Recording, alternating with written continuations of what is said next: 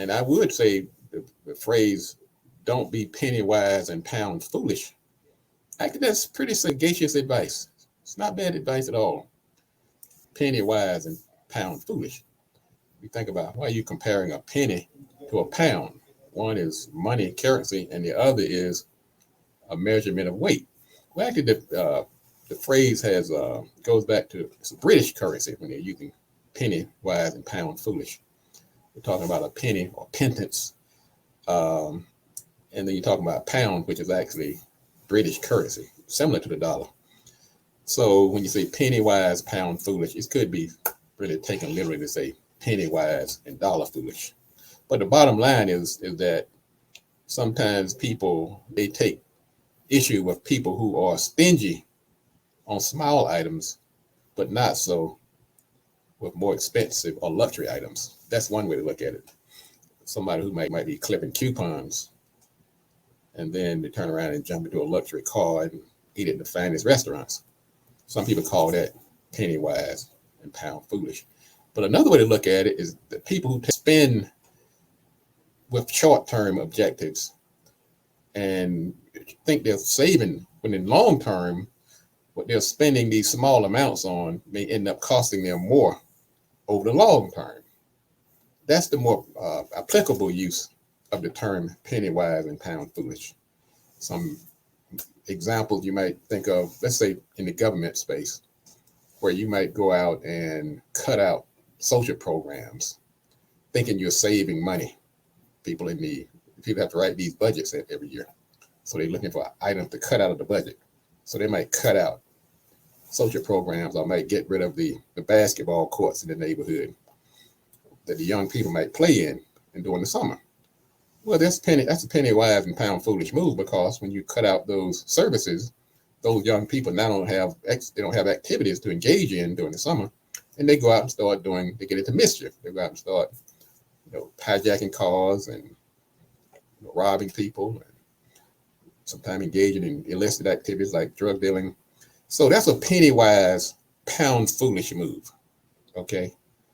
Other types of examples might be personal, like you go out and buy inferior products, thinking you're saving money, when indeed that product might last, 1/10 of the time of a similar item that you might spend maybe twice as much money for, but it's going to last 10 times longer.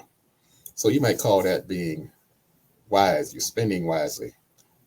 Sometimes you go to the grocery store and you buy the smallest item because you said I'm saving money. Now, sometimes you don't have the money to buy the larger size, but that penny wise may be pound foolish, because now you have to keep going back to the grocery store, spending more money on gas.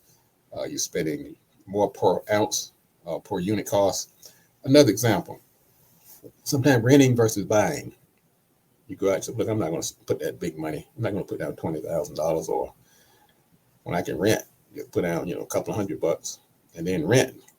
Well, like I said, sometimes people don't have the means or the wherewithal to invest, but many people do. They're just taking that being penny wise and pound foolish. And when we say foolish, we're speaking rhetorically. We're not calling anybody a fool. Eating fast food versus eating healthy. Well, I'm going to go to the dollar menu every week and spend only, a couple of dollars a day on lunch. Well, indeed, you're going to pay for it in the end. You're going to unhealthy, clogged arteries, high blood pressure, all kind of health issues might happen down the road because you may save money on the front end, but you end up spending more money overall in health. And then let's look at it from a business standpoint. Businesses that's one of the areas where that's like my main area, but businesses sometimes can be notorious for being penny wise and pound foolish. Underpaying your staff, classic example. You think you're getting a good deal by sometimes hiring people who are not qualified, or underpaying the ones that you do hire. You say, look, I'm gonna bring in this person and work them like a slave and pay them minimum wage or just above minimum wage. That's being penny wise and pound foolish, because you're not going to get the loyalty and you're not going to get the best staff. Good examples of being penny wise and pound foolish. You can offer inferior products to your clients. Another example, being penny wise and pound foolish. They're going to eventually turn on you. They're not going to come back. You're not going to get loyalty. So you can't just give people inferior products thinking you're saving money when you're being penny wise and pound foolish. And some people get into this thing about negotiating with their vendors and suppliers. They say, man, I told him I got the best price. I told him I wasn't paying that.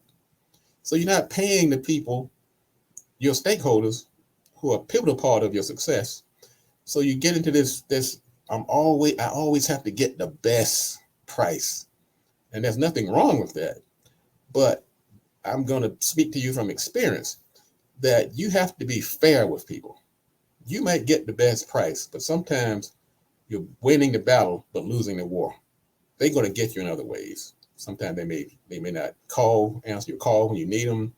They may not give you the best deals. They may not bring your services to you faster. They may put somebody else ahead of you because they know that you're a difficult client. So you're being penny wise and pound foolish. And the same thing goes with customer service. You may be missing out on one of the most easily attainable roads to success by not putting the right amount of energy and resources in customer service. That's a classic example of being penny wise and pound foolish. How do you deal with this being penny wise and pound foolish? Well, first of all, I want you to slow down and think before you spend. Spend wisely. Sometimes you have to realign your spending habits, and you may be spending money on things that's really not really going to really pay off for you. So you want to kind of think about the long-term ramifications, pro or con, on some of the things you're spending your money on. Sometimes we get something that the price is low. We think we're getting a bargain when in actuality sometimes it subjugates you to scams, and sometimes there's marketing trickery involved. So don't always jump on the lowest price thinking you're winning in the end. You may be, like I said, being penny wise and pound foolish. And also you have to remember also, and this is another cliche, sometimes you have to spend money to make money. So don't get caught up into this free, lowest price.